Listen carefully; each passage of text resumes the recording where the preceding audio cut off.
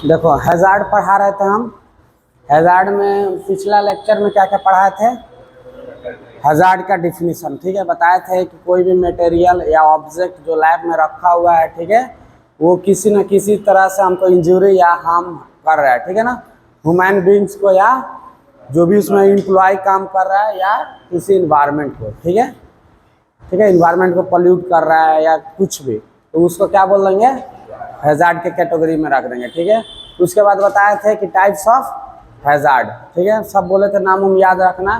Chemical hazard बताए थे कि जो केमिकल से है, ठीक है, केमिकल हैजार्ड के बारे में बहुत सारा चीज़ बताए थे कि इसको कैसे रखना है, प्रिकॉशन क्या क्या लेना है, कैसे कैसे तुमको इंजरी कर सकता है, कितने टाइप का इंजरी, दो बताए थे, एक्यूट और क्रोनिक। क्रोनिक में बताए थे कि कैंसर वगैरह प्रोड्यूस कर सकता है, और एक्यूट में बताए थे तुमको क्या कर सकता है,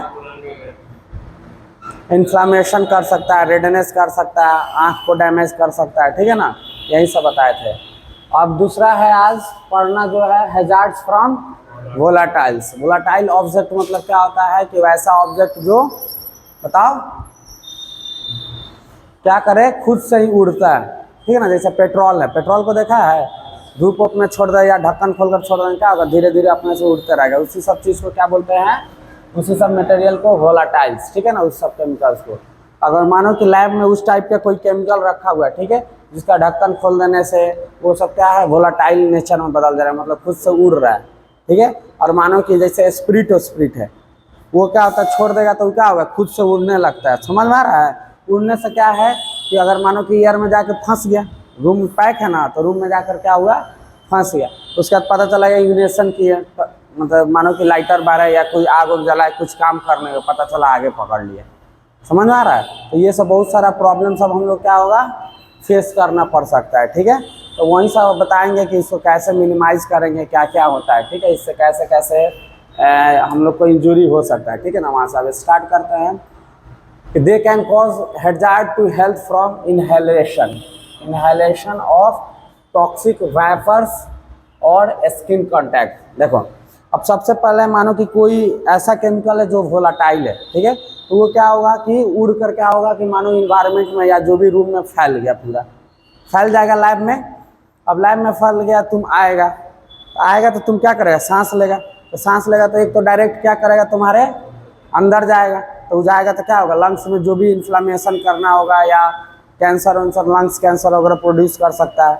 या तो अगर मानो कि तुम फिर जा रहा है तो शरीर का डायरेक्ट कांटेक्ट में, तो फेस पे तुमको पड़ेगा यहाँ पे, तो यहाँ पे इरिटेशन, नोचनी या कुछ भी करेगा, समझ में आ रहा है, इरिटेशन कर सकता है तुमको, फिर रेड रैशेस सब आ सकता है, ठीक है। तो इस सब से द्वारा तुमको क्या करता है, नुकसान पहुँचा सकता है, ठीक है ना। अगर वो इनहेलेशन जो भी केमिकल है, ठीक है, वो वोलाटाइल जो नेचर का वो हो सकता है, एलर्जिक हो, ठीक है ना। तो अगर वो सब केमिकल एलर्जिक है तो वो क्या कर सकता है, एक तो इनहेल करोगे तो क्या होगा, टॉक्सिक वेपर तुम्हारे अंदर जाएगा, तो लंग्स में इन्फ्लामेशन, ठीक है, या इरिटेशन कर सकता है, या तो लंग्स कैंसर आगे चल के कर सकता है, या तो स्किन में अगर टच उच हो गया, ठीक है ना, फेस उस पे एयर में है तो आसानी से हो जाएगा, ठीक है ना, तो वो क्या करेगा, इरिटेशन, रेडनेस, ठीक है ना, या तुमको नोचनी सब करने लगेगा, ठीक है, तो ये सब तुमको प्रॉब्लम कर सकता है, ठीक है। तो ये सबको किस कैटेगरी में रखे हैं, hazards from volatile. Volatile object से ही हो रहा है ना, वोलाटाइल केमिकल से, समझ में आ रहा है। उसके बाद दूसरा है कि vaporisation is a major problem in the ignition and spread of fire. इसमें क्या मेन है, वेपोराइजेशन। इसमें क्या होता है कि जैसे ही वोलाटाइल होता है तो क्या होता है, जैसे पेट्रोल है, तो पेट्रोल को छोड़ देता है तो क्या होता है, थोड़ा सा भी हीट पड़ता है या सनलाइट कुछ भी, क्या होता है, वेपर बन के उड़ते रहता है, ठीक है ना।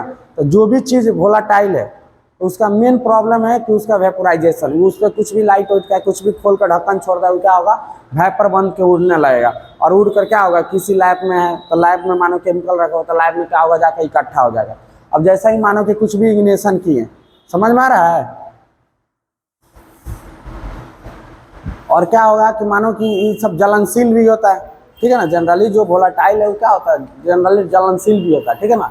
तो क्या होगा कि जैसे ही आग कुछ काम के लिए पकड़ा है, ठीक है, या माचिस कुछ भी किए, मतलब आग वाला कुछ भी, तो क्या होगा, तुरंत अपने से आग पकड़ लेगा रूम में, समझ में आ रहा है, तुमको पता भी नहीं चलेगा, ये तुमको आगे चल के और आग भी फैल सकता है, आग फैलेगा कि नहीं, पूरा रूम में रहेगा तो क्या होगा, पूरा पैक हो गया। मानो कि इसी में सेंट मार देगा, खूब सेंट स्प्रे कर दिया तो इसी में रूम में रहेगा, तो कोई भी नया आदमी रूम में जाएगा तो स्मेल करेगा कि नहीं, तो क्या है, एयर में फंसा हुआ है। समझ में आ रहा है। अब बहुत ज़्यादा स्प्रे कर देगा तो वो भी क्या होता है, जलनशील होता है ना, स्प्रे में भी आग लगाएगा तो कैसे आग होता है। तो वैसा ही मानो कि कुछ भी आग लगाएगा तो क्या होगा, एयर में ही है तो वो भी क्या होता है, पकड़ सकता है, ठीक है ना। तो ये सब क्या हमको प्रॉब्लम क्रिएट कर सकता है। समझ में आया।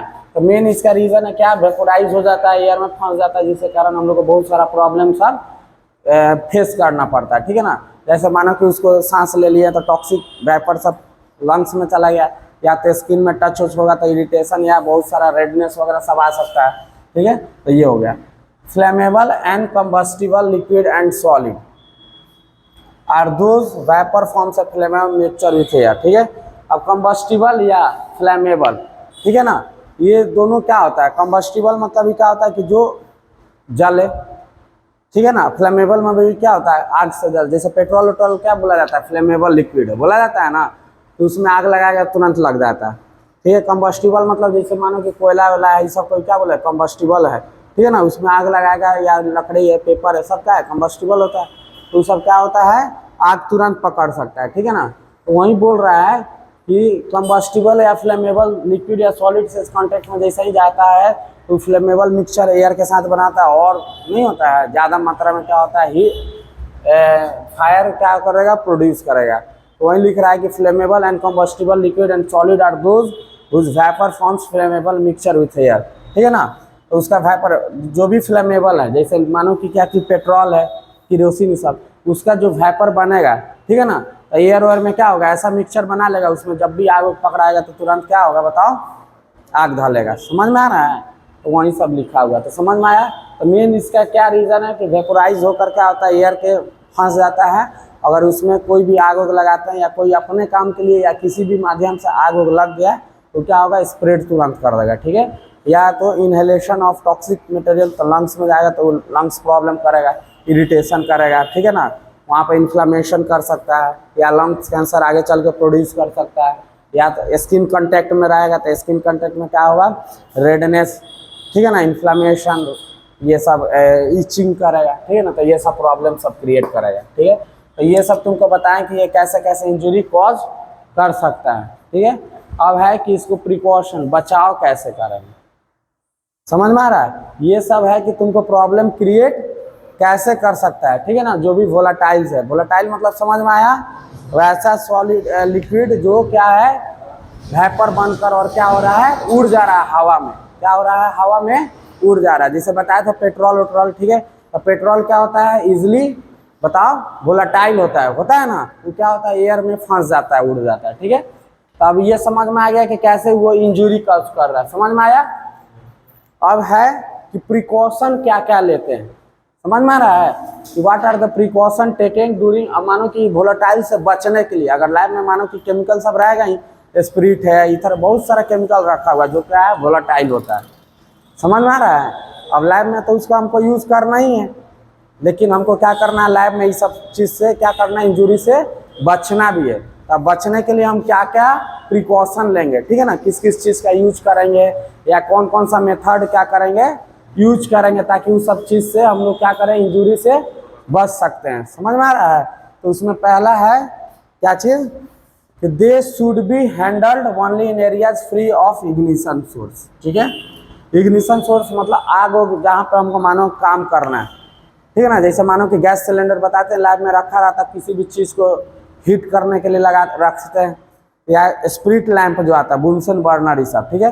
तो उसको क्या करना है, मानो कि हम लोग लाइट ऑफ करके क्या होता है, स्लाइड लाइट को फिक्स करते हैं, या बहुत सारा उसका यूज़ है, समझ में आ रहा है।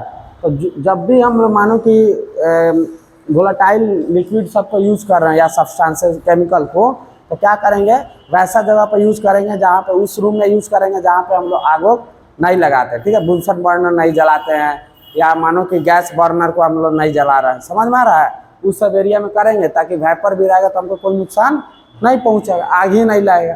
पहला तो ये कर सकता है। दूसरा क्या कर सकता है कि they should never B heated by using an open flame. अब देखो ओपन फ्लेम रहेगा, पेट्रोल पंप पर क्या बोलता है कि सिगरेट पीना मना है, या कोई भी लाइटर कुछ भी ले जाना मना, क्या है ओपन फ्लेम जलाएगा, क्या होता है वहाँ पे पेट्रोल सब भरा रहा है, तो वेपर वेपर भी तो उड़ा रहता है, पता चला थोड़ा सा आग उग लगा तुरंत सब ब्लास्ट। समझ में आ रहा है? उसके आसपास में क्या हो रहा है कि बहुत सारा गाड़ी जा रहा है, टंकी खुल रहा है, उसमें से वेपर पेट्रोल का निकल रहा है, डाल रहा है तो उसमें से वेपर सब निकलते रहता है। समझ में आ रहा है? थोड़ा सा भी उसको मिलेगा आग पूरा पकड़ लेगा, और उसके बाद पूरा नीचे तो पेट्रोल है ही है। समझ में आ रहा है?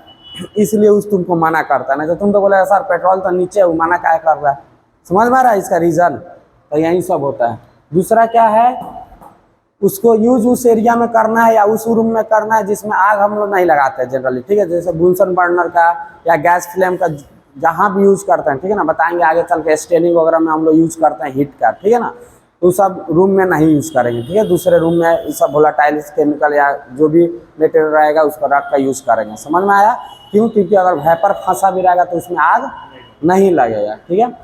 दूसरा पॉइंट क्या है कि हम लोग उस टाइप का रूम या लैब में क्या करना है, ओपन फ्लेम से बचना है, डायरेक्ट लाइटर या माचिस वचिस मारने से बचना है, ठीक है। हम लोग को क्या करना है कि हीट चाहिए, तो हीट तो हम लोग को पानी मानो कि बॉईल करेंगे तो पानी बॉयलर से भी मिल सकता है, तो मानो कि इलेक्ट्रिसिटी लगा देंगे, और जो ऑटोक्लेव में भी तो बॉयल होता है उसमें भी तो लेटेंट हीट रहता है, उससे भी तो हमको हीट से कुछ वाटर बाथ में वैक्सीन वैक्सीन रख देते थे, बताए थे ना, उससे भी तो हीट हमको मिल रहा था 50-60 डिग्री सेंटीग्रेड, तो वो सब तो मिल सकता है ना। तो क्या करना है उस सब रूम में, क्या करना है, ओपन फ्लेम से बचना है, मतलब डायरेक्ट माचिस मारकर लाइटर मारकर ये सब जो होता है उस सबसे नहीं करना है। उस सबसे क्या करना है, स्टीम बाथ कर लेना है। स्टीम बाथ पानी को खौलाना है। वाटर बाथ क्या करना, 50-60 डिग्री सेंटीग्रेड पानी रहता है। ऑयल बाथ पानी को तेल को क्या करना है, उबालना है, तो उसमें से जो हीट निकलेगा। हॉट एयर बाथ एयर को हॉट कर देंगे। समझ में आ रहा है? तो ये सब मीडियम, तो ये सब हीट होगा, तो ये सब क्या होगा, वेपर बनाता है। वेपर बनाता है तो क्या होता है, उसमें लेटेंट हीट रहता है, तो उसको क्या करेंगे हम लोग, हीट सोर्स का यूज करेंगे। मतलब हमको हीट चाहिए ना, तो डायरेक्ट लाइटर नहीं मारेंगे, डायरेक्ट माचिस नहीं मारेंगे, ठीक है ना। हम क्या करेंगे, वाटर बाथ, ऑयल बाथ, ठीक है ना। तो इसमें क्या होता है, फ्लेम मिलता है नहीं मिलता है, इसमें क्या निकलेगा, वेपर। तो वेपर मिलेगा तो वेपर से आग नहीं ना लगेगा बाबू, तो नहीं लगेगा तो क्या होगा, इजीली हम लोग बच गए। समझ में आ रहा है? तो पहला क्या करना है बताओ, कि उस एरिया में ही नहीं करना है, ठीक है ना, जिस एरिया में क्या नाम है, वेपोराइजेशन हुआ है, ठीक है ना, वोलेटाइल ऑब्जेक्ट को खोल कर रखे हुए उस एरिया में हम लोग कोई भी वैसा काम नहीं करेंगे जिसमें आग पकड़ने योग्य, ठीक है ना, उस सब मटेरियल को यूज नहीं करेंगे, ठीक है। दूसरा ये कर सकते हैं कि ओपन जो फायर होता है, ठीक है ना, जैसे हम मानो कि माचिस से तिल्ली से मारते हैं, लाइटर से मारकर क्या होता है, आग जिसमें फ्लेम दिखता है उसको हमको यूज नहीं करना, हमको डायरेक्ट यूज करेंगे किसको, मानो कि इलेक्ट्रिसिटी के द्वारा इस सबको हीट नहीं कर सकते पानी को, उसमें का जो हीट निकलेगा तो हम उसका हीट सोर्स को यूज कर सकते हैं, ठीक है, उस टाइप का लैब में। तो क्या होगा, आग नहीं लगेगा। समझ में आया? तो ये दो समझ में आया। अब तीसरा क्या है कि उसमें वेपर बन कर उड़ा हुआ है, ठीक है। अगर रूम मानो पैक रहेगा, मानो कि इसमें हवा निकलने का कहीं जगह नहीं है, नहीं ना, वेंटिलेशन नहीं है इस रूम में, तो इसमें मानो कि अगर किसी चीज़ को तुम स्प्रे कर देते हो, ठीक है ना, तो ये बहुत लंबे समय तक रहेगा, इसमें से जल्दी नहीं जाएगा, क्योंकि एक तो एग्जॉस्ट नहीं है, वेंटिलेशन नहीं है। समझ में आ रहा है? तो वेंटिलेशन का क्या फायदा होता है कि नीचे से गर्म हवा ऊपर जाता है वेपोराइज करके, और उसके बाद वेपर बनकर क्या होता है, बाहर चला गया। तो क्या होता है कि रूम में गर्म हवा ऊपर जाता है, ऊपर से बाहर, ठीक है ना, फिर इधर से ठंडा हवा आया, फिर गर्म हवा ऊपर गया तो वेंटिलेटर से बाहर। तो यही नहीं हुआ वेंटिलेटर का। अगर नहीं है तो क्या होगा, गर्म हवा जा रहा है ऊपर जाकर चिपक रहा है, फिर गर्म हवा जा रहा है ऊपर जाकर बंद, ठीक है ना। तो क्या है, एक प्रेशर क्रिएट हो रहा है, ठीक है ना, और निकलने का भी कहीं जगह नहीं है। तो मानो कि जो भी ये रहेगा क्या ना, वोलेटाइल रहेगा, तो क्या होगा, रूम ही में जाके इधर उधर फंस जाएगा, ठीक है ना। तो ये क्या होगा, नुकसान पहुंचा रहा है, ठीक है ना। जैसे भी फ्लेमेबल आग का सोर्स कोई मिलेगा, इग्निशन टेम्परेचर क्या होगा, जल जाएगा। इग्निशन टेम्परेचर क्या होता है कि वैसा मिनिमम टेम्परेचर, ठीक है ना, जिसपे क्या होगा, आग लग जाता है। जैसे मानो कि मोम है, क्या है, मानो कि मोमबत्ती है, ठीक है ना। तो तुम लोग देखता होगा कि कभी कभी ये पानी में से भींगा हुआ रहता था, ये को पूरा तिल्ली जला देगा माचिस मार कर, तो ये नहीं जलता है। लेकिन क्या होता है कि कोई वहीं रहता है कि थोड़ा सा मारते हैं तो मतलब इतना हीट उसको दे दो कि तुरंत आग पकड़ ले, मिनिमम टेम्परेचर रहता है ना, तो उसी को क्या बोलते हैं, इग्निशन टेम्परेचर। समझ में आ रहा है? जैसे मानो कि हमको कोयला में आग पकड़ाना है, ऐसे मार रहा है धरबे नहीं करेगा, लेकिन 50 गो 100 गो मतलब ऐसे मारते मारते कैसा टेम्परेचर आएगा कि उसमें वो जल जाएगा। समझ में आ रहा है। वो उसका क्या होगा, इग्निशन टेम्परेचर, मतलब किसी चीज़ को भी जलाने के लिए, ठीक है ना, लाइट अप करने के लिए मिनिमम टेम्परेचर जो दिया जाता है उसी को क्या बोला जाता है, इग्निशन टेम्परेचर। क्या चीज़, इग्निशन टेम्परेचर। समझ में आ रहा है। तो ये सब समझ में आ गया। तब मानो कि क्या हो रहा है कि इजिली जाकर वेपर क्या हो रहा है, रूम में फंस जा रहा है। तो अगर मानो मेरे पास बढ़िया वेंटिलेशन रहेगा तो क्या होगा, वेपर बनकर ऊपर जाएगा और ऊपर से वेंटिलेटर के द्वारा बाहर चला जाएगा। अगर मानो कि 2-4 घंटा में क्या होता है, वेंटिलेशन के द्वारा अगर बाहर चल जाता है तो मेरे रूम में आग भी लगा सकते हैं, कोई दिक्कत नहीं होगा। आग लगाना मतलब जो भी मतलब फायर वाला काम है, ठीक है ना, जो मतलब बुनसन बर्नर वाला है, या मानो कि हमको नॉर्मल कुछ स्टेनिंग करना है, ठीक है ना, या किसी चीज़ को जलाना है, गर्म करना है, कोई यूरिन का टेस्ट बेनेडिक्ट के समय क्या होता है, हीट किया जाता है ना, तो वो सब करना है तो क्या होगा, हम लोग इजीली कर सकते हैं। कब, जब वेंटिलेशन लगा रहे। तो उस टाइप के रूम में क्या होगा, ventilation should be provided as this makes flammable mixture to go out easily. ठीक है, तो क्या होगा, जैसे ही वेपर बन के ऊपर जाएगा और उसका बाद क्या होगा, बाहर फेंका जाएगा, बाहर चला जाएगा। तो उसके रूम में है फ्लेमेबल वेपर है नहीं है, तो आग लगेगा नहीं लगेगा। तो इजीली हम क्या करते हैं, कुछ मानो कि वो सब भी यूज कर सकते हैं। तो ये समझ में आ रहा है कि कैसे तुमको नुकसान पहुंचा सकता है और कैसे कैसे बच सकते हैं, ठीक है ना। तो जितना भी पढ़ाएंगे ना हैजार्ड, सब में ही दोनों बताते जाएंगे कि तुमको कैसे नुकसान पहुंचा रहा है, तुम उससे कैसे बच सकता है। यही दोनों इंपॉर्टेंट है हैजार्ड्स में, ठीक है बाबू। तो ये समझ में आया, कुछ पूछना है तो इसमें पूछ लो। वोलाटाइल का मतलब याद रखना है, कोई भी ऑब्जेक्ट जिसमें से वेपर खोल देगा, ढक्कन वक्कन, थोड़ा सा हीट मिलेगा, वेपर बनने लगता है। एग्जाम्पल पेट्रोल वाला याद रखना, पेट्रोल ये सब खोल देगा तो क्या होता है, तुरंत उड़ने लगता है। या बहुत सारा सेंट को ही खोल कर छोड़ दो, देखो तुरंत उड़ जाता है ना, तो भी क्या है, वोलाटाइल है। तो ये सब चीज़ को ध्यान रखना। समझ में आ रहा है, आगे बढ़े। तो ये याद करके रखना है, ठीक है, कि वेपोराइजेशन इसका मेन है। तो अगर मानो कि वेपर बन के टॉक्सिक जाएगा तो हम लोग सांस लेंगे तो लंग्स में इरिटेशन या इन्फ्लेमेशन होगा और स्किन कांटेक्ट होगा तो एलर्जी या रेडनेस वगैरह होगा, ठीक है। और प्रिकॉशन क्या क्या है, सबसे पहले क्या होगा, फ्री ऑफ इग्निशन सोर्स, उसमें उस रूम में या तो आग ही नहीं लगा, समझ में आया, या कोई भी इग्निशन सोर्स होना ही नहीं चाहिए जिससे आग लगता है, जिससे आग प्रोड्यूस होता है। समझ में आ रहा है। दूसरा क्या है कि अगर मानो कि हमको हीट का ही ज़रूरत है तो ओपन फायर नहीं करेंगे, ठीक है ना। माचिस लाइटर वाइटर बार कर जो ओपन फ्लेम निकलता है, आग लाल लाल पीला पीला निकलता है ना, उसको हम लोग यूज़ नहीं करें। हम लोग क्या करेंगे, पानी का वेपर, ऑयल का वेपर, स्टीम, ये सब को क्या करेंगे, यूज करेंगे एज ए हीट सोर्स, ठीक है। और तीसरा क्या है कि वेंटिलेशन अगर बढ़िया रहेगा तो जो भी वेपर होता है गर्म हवा होकर ऊपर जाता है, अगर गर्म हवा ऊपर जाएगा तो वेंटिलेशन रहेगा तो ऊपर से बाहर फेंका जाएगा। तो इसीलिए हम लोग का पुराना जब घर और बनता था, ठीक है ना, आजकल बहुत सारे रूम में वेंटिलेशन नहीं दिया जाता है, लेकिन बढ़िया जो घर बनाता है वो सब दे देता है, ठीक है ना। ज़्यादातर बढ़िया घर में देखेगा वेंटिलेशन का सिस्टम लगाया रहता है, ठीक है ना। वेंटिलेशन इसलिए ज़रूरी है क्योंकि तुमको फ्रेश एयर मिलेगा, ठीक है ना। माने कि वो इधर है तो ये जब तक इसमें हवा रहेगा, समझ में आ रहा है, तो ठंडा हवा भी क्या होगा, नहीं आएगा इसमें, समझ में आ रहा है। इसे देखता होगा ठंडा के दिन में, ठीक है ना, ड्राइवर सब क्या होता है कि तुम लोग का सब गेट बंद करवा देगा कार का, ठीक है ना, और वो अपना खोले रहेगा, ठीक है ना। लेकिन तुम्हारे पास हवा नहीं पहुंचा है, क्यों, क्योंकि तुम उसको जब तक हवा पास करने का जगह नहीं रहेगा ना, हवा जाएगा ही नहीं। जैसे मानो इधर से हवा आ रहा है, इसको गेट को बंद कर देंगे ना, इस खिड़की को, तो इधर से हवा आएगा ही नहीं, ठीक है ना। उसको रास्ता चाहिए फ्लो करने के लिए। तो वही सही मानो कि गर्म हवा होता है, क्या होता है, गर्म हवा जैसे ही मतलब गर्म हवा ऊपर भागता है, ठीक है ना, ठंडा हवा नीचे आता है।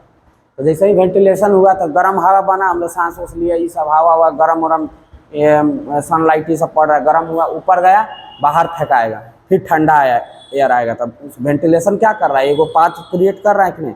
और वहीं मानो वेंटिलेशन नहीं है तो क्या होगा, गर्म हवा इसी रूम में फंसा हुआ है, कितना भी ठंडा हवा कूलर फ्रीजर चला दो कोई फायदा नहीं, समझ में आ रहा है। तो इसलिए वेंटिलेशन करना जरूरी है। और वेंटिलेशन रहेगा तो क्या होगा, जो भी वेपर वेपर रहेगा वो भी ऊपर ही रहेगा ना, वो सभी फेंका जाएगा, तो हमको इस सबसे बचा हुआ, समझ में आ रहा है। इसलिए घर में वेंटिलेशन का यूज किया जाता है। ये सब बचपन में हम लोग को पढ़ाया जाता है 7वां-8वां में। एक आइडियल घर या एक अच्छा घर होने के लिए वेंटिलेशन होना चाहिए, उसमें सनलाइट आना चाहिए, सब बताया जाता था ना, खिड़की होना चाहिए, दरवाज़ा होना चाहिए, वही सब समझ में आया।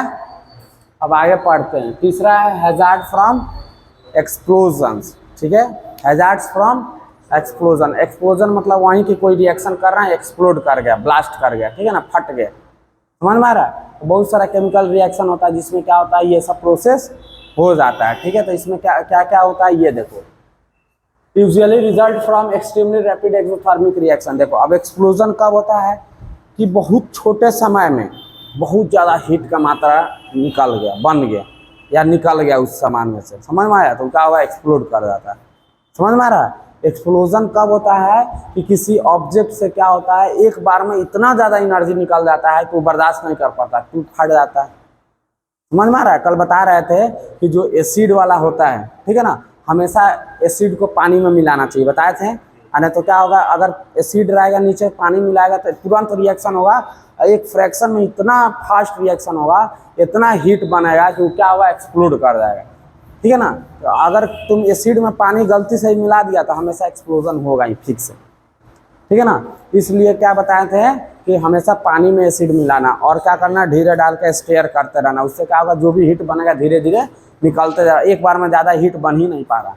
समझ में आ रहा है, क्योंकि पानी भी तो नीचे है, वो एसिड थोड़ा सा डालेगा, क्या कर रहा है, डाइल्यूट कर दे रहा है। और वहीं मानो कंसनट्रेटेड एसिड रखा हुआ थोड़ा सा पानी, तो वो डाइल्यूट तो हो नहीं पा रहा है और रिएक्शन तुरंत होगा, तो क्या होगा कि इतना हीट जनरेट कराएगा, क्या करता है, एक्सप्लोड हो जाता है। समझ में आ रहा है।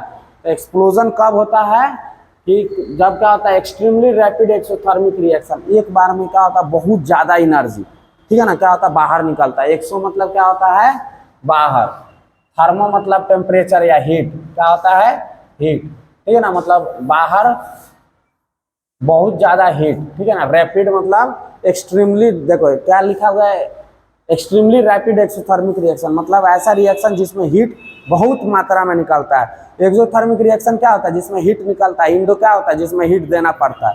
कोई रिएक्शन कराने के लिए बहुत सारा केमिकल रिएक्शन होता है कि उसमें हीट देना पड़ता है तब वो रिएक्शन होगा, नहीं तो नहीं होगा। समझ आ रहा है। अब बहुत सारा है कि उसमें हीट निकलता है, ठीक है ना। तो ये एक्सप्लोजन कब होगा, इंडोथर्मिक रिएक्शन में नहीं होगा, उसमें तो खुद एनर्जी देना पड़ रहा है। उसमें क्या होगा, ये होगा एक्सोथर्मिक रिएक्शन है, जिसमें हीट बहुत प्रोड्यूस होता है। बम में क्या होता है, छोटा सा ऑब्जेक्ट होता है, ठीक है ना, बारूद उरूद भरा रहता है, जैसे ही लाइट करते हैं वो जाता है, प्रेशर बनाता है और इतना ज़्यादा जल्दी जल्दी जल्दी जलता है, बारूद रहता है ना, और इतना ज़्यादा उसमें प्रेशर और टेम्परेचर आग भरता है कि वो जो बम रहता है उसका जो सिलाई रहता है वो सह नहीं पाता, वो क्या होता है, ब्लास्ट करता है एक बार में। क्योंकि उसमें क्या होता है, बहुत ज़्यादा बम बोलते हैं हीट या जो भी है टेम्परेचर, उससे क्या होगा, इतना एक्सेस हो गया कि वो सह ही नहीं पा रहा है, ठीक है ना। उसके पास इतना हीट या एनर्जी हो गया कि वो बर्दाश्त नहीं कर पा रहा है, तो क्या होगा, सब फाड़ फूड़ के निकल जाएगा। समझ में आ रहा है। तो वहीं है। तो कभी भी पूछेगा एक्सप्लोजन कब होगा, तो बहुत कम समय में क्या होता है कि बहुत ज़्यादा हीट एक बार निकल गया तुरंत, फ्रैक्शन ऑफ सेकेंड में। समझ में आ रहा है। 1-2 सेकेंड में इतना हीट निकल गया कि बर्दाश्त नहीं कर पाएगा, तो क्या होगा, ब्लास्ट कर जाएगा, ठीक है। तो याद रखना, ठीक है। कि एक्सप्लोजन कब होता है, यूजुअली रिजल्ट कब होता है, from extremely rapid exothermic reaction, ठीक है ना। एक्सोथर्मिक रिएक्शन बता दिए, वैसा टाइप का रिएक्शन जिसमें हीट इवॉल्व होता है, ठीक है ना, एनर्जी क्या होता है, बाहर निकलता है बहुत ज़्यादा, ठीक है। तो लिख लेना कहीं कि एक्सो मतलब बाहर, एक्सोथर्मिक हीट मतलब वैसा रिएक्शन जिसमें हीट बाहर निकलता है। लेकिन इसमें क्या होता है कि एक्सट्रीमली मतलब बहुत जल्दी में और बहुत ज़्यादा, समझना, बहुत कम समय में बहुत ज़्यादा हीट निकलता है, तो क्या होगा, एक्सप्लोजन हो जाएगा। समझ में आ रहा है। जरूरी नहीं है कि सब एक्सोथर्मिक रिएक्शन क्या करता है, एक्सप्लोजिव ही होता है। समझ में आ रहा है। लेकिन वैसा रिएक्शन जिसमें क्या होता है, कम समय में ज़्यादा हीट निकल जा रहा है, समझ में आ रहा है, वो सब एक्सप्लोजिव में आ जाएगा, ठीक है। तो याद रहेगा ना कि एक्सप्लोजन कब होता है, कि कम समय में बहुत ज़्यादा एनर्जी किसी ऑब्जेक्ट से निकल रहा है, तो उसका होगा एक्सप्लोजन का फॉर्म ले लेगा, ठीक है ना, तुरंत फट जाएगा, ठीक है। एज हीट इज इवॉल्व, ठीक है, हीट तो निकलेगा बहुत ज़्यादा, होगा ना एक्सप्लोजन, तो reaction rate increases and large volume of spending gases are produced in a fraction of second.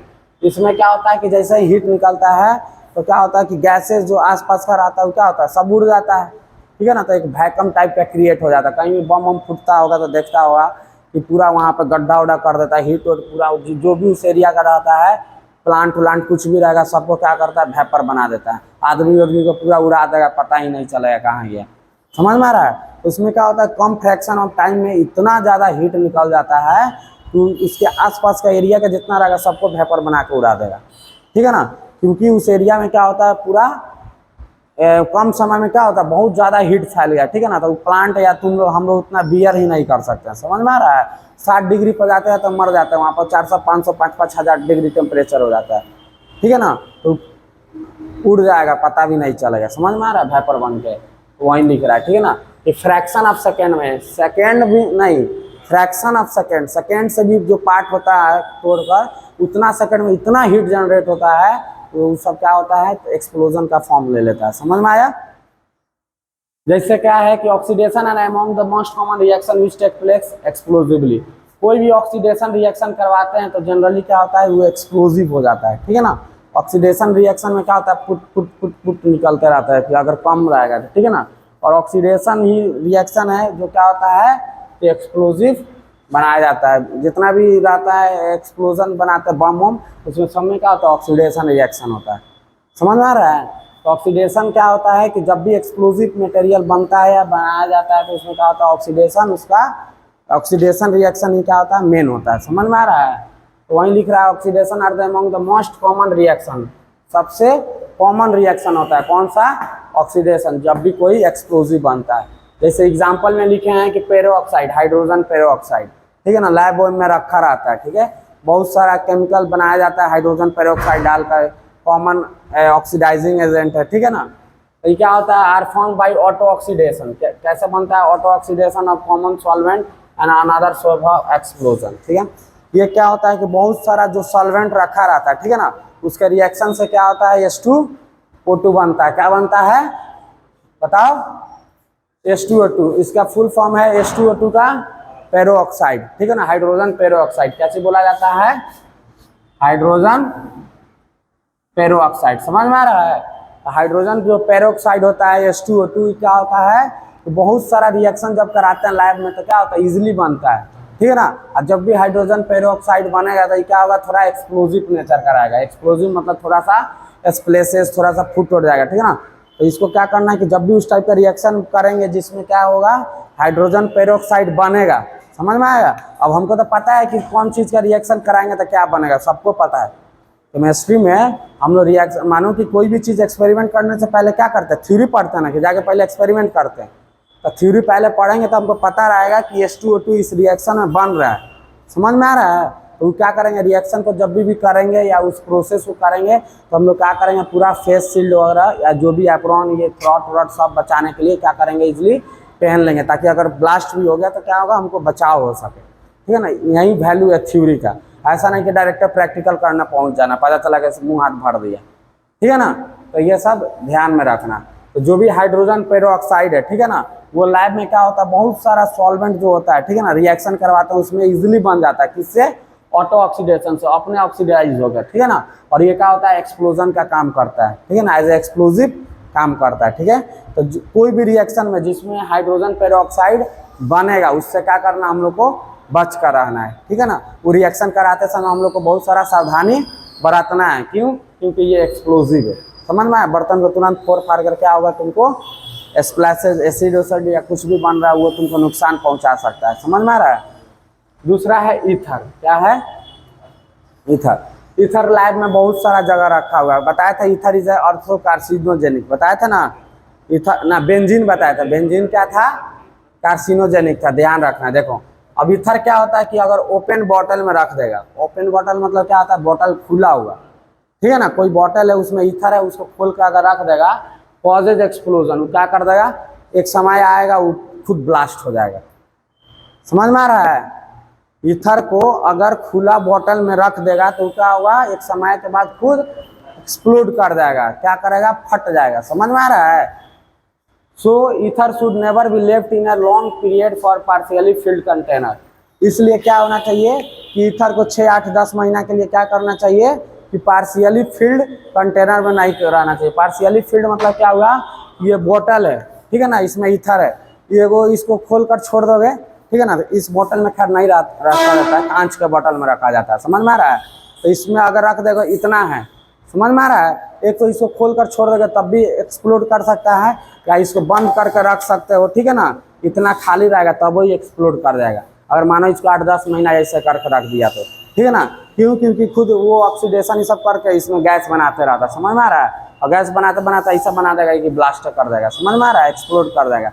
इसलिए क्या होता है, और ये कैसे बनाता है कि इसमें डायरेक्ट अगर सनलाइट पड़ा या ये भी लाइट पड़ा, ठीक है ना, जो भी ये ट्यूब लाइट है, तो ये जैसे ही लाइट पड़ा तो ये क्या होगा, अपना रिएक्शन करते रहेगा, ठीक है ना। और इसमें क्या होगा, प्रेशर गैस वैस बहुत ज़्यादा बना देगा, इसलिए फट जाता है, ठीक है। इससे बचने के लिए हम क्या करते हैं, एक तो मानो कि हाफ फिल्ड बॉटल में नहीं रखते हैं, अगर मानो कि इतना हो गया तो जो भी फुल छोटा वाला कंटेनर में डाल देंगे, समझ में आ रहा है। तो मानो इससे आधा लीटर वाला पानी वाला में डाल देंगे, तो ये सब पूरा एक तो फुल हो जाएगा। दूसरा हो सकता है कि डायरेक्ट लाइट के कांटेक्ट में नहीं रखेंगे, ठीक है ना। डायरेक्ट ये मानो कि ये सब लाइट है तो नहीं रखेंगे, मानो इसे ड्रॉअर सा बनाएंगे, इसमें रख के इसका दरवाजा लॉक कर देंगे, ठीक है ना। जब भी हमको यूज करना है तो अपना निकाल कर यूज किया उसको तुरंत उसमें रख देना, ठीक है ना। और उसके बाद क्या करना है, तो वैसा बोतल में रखना है जो डार्क हो, ठीक है ना, जो लाइट को एब्जॉर्ब नहीं करे, समझ में आ रहा है। व्हाइट बोतल रहता है तो क्या होता है, इजिली उसमें से पार हो जाता है, ठीक है ना। डार्क बोतल में क्या होता है, इजिली लाइट पार नहीं होता, ठीक है ना, तो केमिकल को नहीं मिलेगा, तो क्या होगा, रिएक्शन नहीं करेगा, ठीक है ना। तो वही सब लिखा हुआ देखो, ईथर इन ओपन बोतल, अगर ओपन बोतल में रखा हुआ ईथर तो क्या कर सकता है बताओ, एक्सप्लोजन कर सकता है। So ether should never be left for long period in partially filled container, ठीक है। आधा भरा हुआ बोतल में कभी भी उसको नहीं रखना है, ठीक है ना। क्यों नहीं रखना है, तो क्या करता है, जो भी लाइट है या सनलाइट वगैरह इन सबसे क्या करता है, मिलकर वो खुद ऑक्सीडेशन ऑटो ऑक्सीडेशन करके क्या होता है बताओ, बहुत सारा गैसेस बना लेता है, जो क्या होता है, एक्सप्लोजिव नेचर होता है, और एक समय आएगा क्या होगा, वो फट जाएगा, ब्लास्ट कर जाएगा। इसीलिए इसको लाइट से भी बचाकर रखना पड़ता है, समझ में आ रहा है। उसको लंबे समय तक लाइट के भी, ये भी लाइट, सनलाइट नहीं, ये भी लाइट, समझ में आ रहा है। तो नॉर्मल लाइफ में रहेगा तो लाइट आएगा ही, सनलाइट आएगा ना, या यही लाइट आ रहा है या ये लाइट आ रहा है बल्ब वाला, ठीक है, डे लाइट आ रहा है, तो उससे भी क्या होगा, वो रिएक्शन करेगा, समझ में आ रहा है। तो उससे बचने के लिए क्या करना है बताओ, डार्क बॉटल्स में रखना है, ठीक है। डार्क बॉटल्स में रख कर कोई ड्रॉअर वॉर में अंदर रख देना है, ठीक है, कि डायरेक्ट उस पर लाइट नहीं पड़े। अब इसी में रख देगा अंदर, इसको बंद कर देगा, इसमें लाइट पड़ेगा नहीं पड़े, जब यूज है उसको निकाल कर यूज कर लो, ठीक है।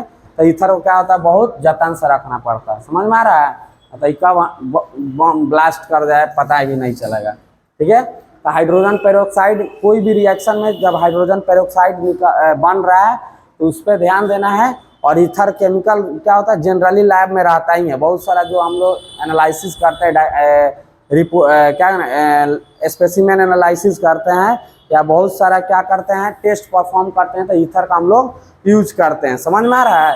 तो ईथर तो रखना अनिवार्य है, रखना ही पड़ेगा, और रखेगा तो उसका कैसे कैसे रखना है, ठीक है ना, किस किस क्या क्या क्राइटेरिया, लाइट से बचा कर रखना, डार्क बॉटल में रखना है, ठीक है। उसको पूरा आधा फिल करके ही ना कि 8-10 महीना से छोड़े हुए हैं, ठीक है। उसमें क्या होगा, बहुत सारा रिएक्शन वो खुद करेगा, उसके स्पेस मिल गया ना एयर से, और लाइट मिल जाएगा, वो रिएक्शन करके क्या हो, एक्सप्लोड कर सकता है, इसलिए उसको डार्क में रखना है, ठीक है। उसके बाद है precaution while handling explosive material, क्या क्या प्रिकॉशन है, ठीक है ना, कौन कौन सा बचाव कर सकते हैं हम लोग ये सब मटेरियल को रखते समय। तो एक तो ईथर को रखेंगे तो डार्क बॉटल में रखेंगे, समझ में आ रहा है। कोई और मानो कि कोई चीज में अगर हाइड्रोजन पेरोक्साइड निकल रहा है, ठीक है, रिलीज हो रहा है, बन रहा है, तो वो क्या हो सकता है, एक्सप्लोजिव नेचर का, फट सकता है। तो उसमें क्या करेंगे हम लोग, फेस शील्ड पहन लेंगे।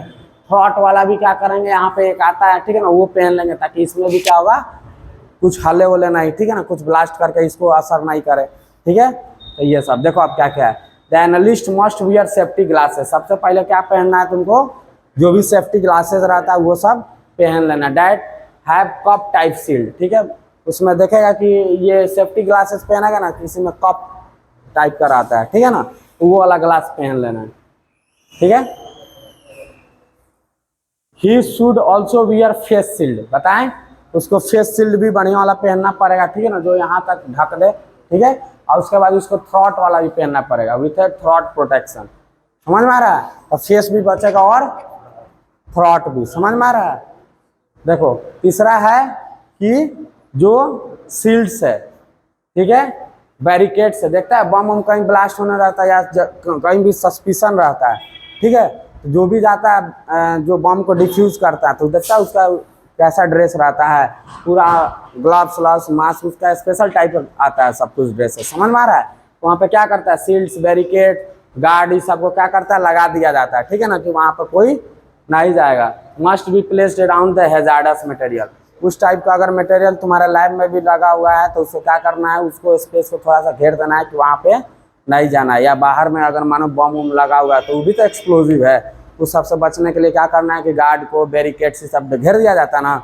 चैनल वैनल कोई भी रिपोर्टिंग करने आता है उसको भी नहीं जाने दिया जाता, ठीक है ना, उसमें कोई नहीं जाएगा तो कोई नहीं जाएगा, सिर्फ जो भी वो ड्रेसेस पहने हुए रहते हैं वहीं सब जाते हैं। समझ में आ रहा है? तो ये सब है तुमको कैसे प्रिकॉशन लेंगे, ठीक है ना, क्या क्या प्रिकॉशंस लेंगे ताकि हम लोग एक्सप्लोजिव मटेरियल से बच सकते हैं, ठीक है। तो समझ में आया कि वो तुमको कैसे नुकसान पहुंचा सकता है, कैसे बचना है। वोलाटाइल्स ऑब्जेक्ट से या केमिकल से कैसे नुकसान पहुंच सकता है और कैसे बचना है, ठीक है। तो ये सबको लिख लेना और याद करके आना। समझ में आया सर? किसी को कुछ पूछना है इसमें? नहीं ना पूछना है। तब आगे चल के क्या होता है, biological specimen, radiological specimen, fire hazard, समझ में आ रहा है, बायोलॉजिकल हैजार्ड, ये सब क्या करेंगे, एक एक करके पढ़ेंगे, ठीक है। तो 2-3 तो हो गया और 3-4-5 और बचा हुआ तो वो सब एक एक 2-2 करके पढ़ लेंगे, ठीक है।